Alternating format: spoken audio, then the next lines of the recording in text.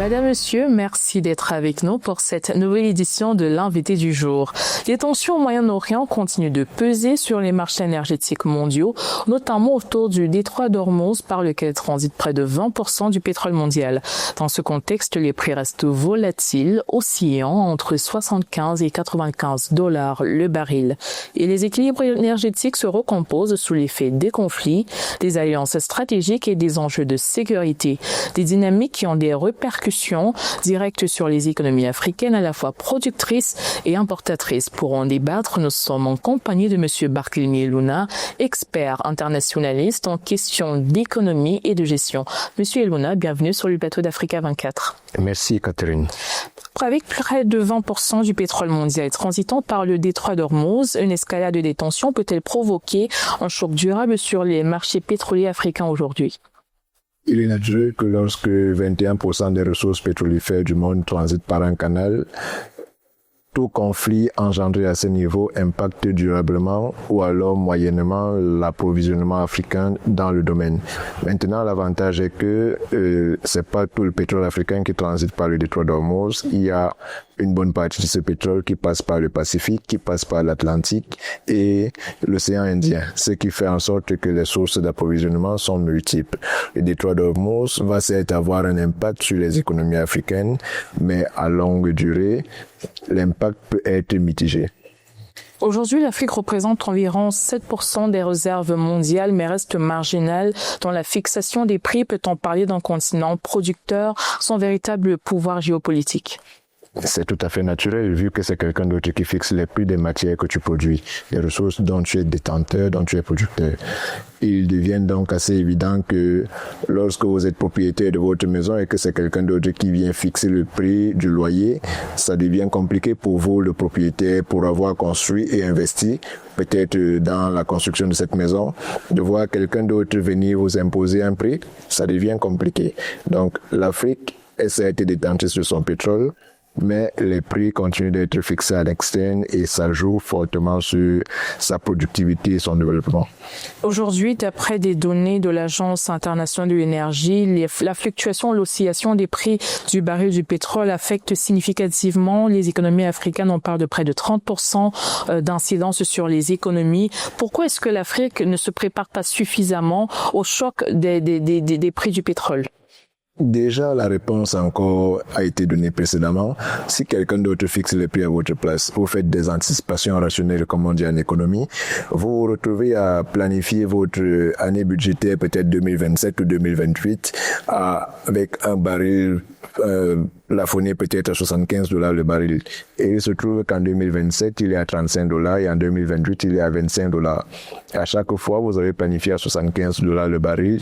Lorsque vous vous retrouvez à 35, il y a 40 $ qui ont sauté. Et lorsque vous vous retrouvez à 25 $ le baril, il y a 50 $ qui ont sauté. Et ça fait autant de facteurs multiplicateurs que de quantité de pétrole produite à l'année. Donc, si vous avez prévu, par exemple, avoir 10% de vos recettes budgétaires sur des produits pétroliers, il devient compliqué d'atteindre ces objectifs. Par contre, lorsque vous avez fait ces prévisions et que le baril se retrouve beaucoup plus cher que cela, c'est à votre bénéfice. Avec la recomposition des alliances énergétiques et l'émergence de nouveaux pôles d'influence, l'Afrique peut-elle peser davantage dans les équilibres énergétiques mondiaux? Pour que l'Afrique puisse peser dans les équilibres énergétiques mondiaux, il faut qu'elle puisse déjà parler énergétiquement d'une seule et même voix. Or, si on observe uniquement l'Union africaine, elle ne parle pas toujours d'une seule et même voix. Il y a des moments où on est d'accord sur un sujet et il y a des moments où les divergences de point de vue font en sorte que l'Union africaine ne puisse pas avoir une position tranchée.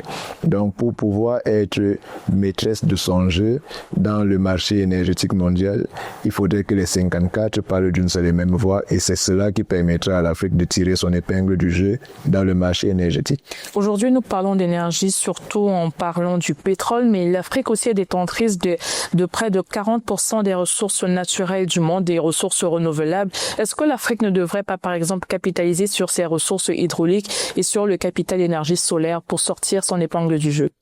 Dans un cas comme dans l'autre, c'est des investissements lourds en termes de ressources financières et pour pouvoir planifier à ce niveau, il faut malheureusement toujours recourir à des partenariats publics-privés, les trois privés comme on le dit trivialement en économie, ce qui amène généralement un certain nombre d'acteurs très peu sur le marché international qui ont l'assiette financière nécessaire pour pouvoir investir à ce niveau et attendre sur parfois le moyen ou le très long terme un retour sur investissement. Ce qu'un pays à lui tout seul ne peut pas se permettre parce qu'il a la contrainte urgente et quotidienne de permettre à la ménagère de pouvoir servir un plat à table à ses enfants le soir, à son époux le soir. Il devient donc compliqué de pouvoir se dire que dans ce cas de figure, on peut rester maître du jeu. Justement, vous avez commencé à donner une piste de réponse à cette question, mais aujourd'hui, quelle est la stratégie que les États africains devraient privilégier pour réduire leur vulnérabilité au-delà de parler d'une seule et même voix?